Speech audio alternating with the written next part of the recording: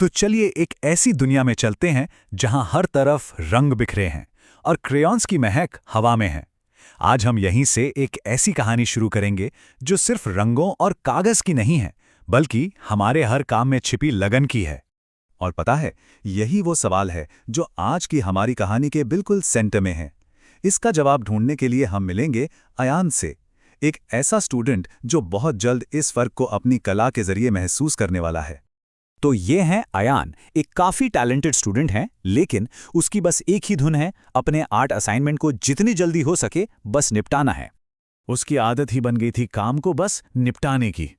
उसकी यादों में जो त्योहार थे वो जितने रंगीन थे ना, उसकी ड्राइंग्स उतनी ही फीकी थीं, बेजान।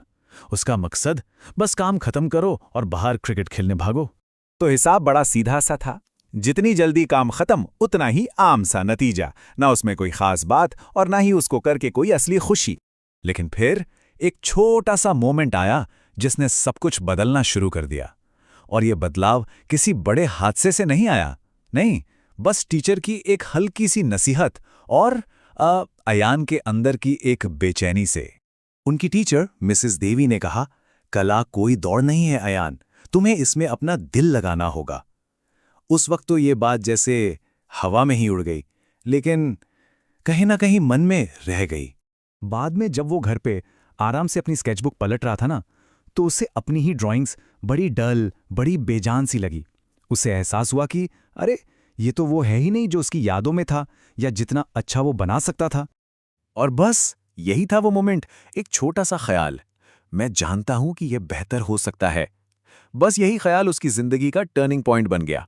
अब सब कुछ बदलने वाला था। तो अयान ने किया क्या इस बदलाव के लिए?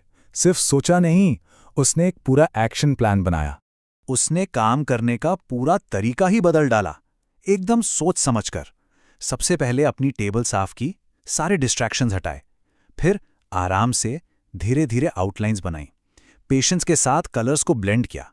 और आखिर में वो छोटी छोटी डिटेल्स, चेहरों पर मुस्कान, आंखों में चमक, उन पर काम किया। तो इस नई कोशिश और इतनी लगन का नतीजा क्या निकला?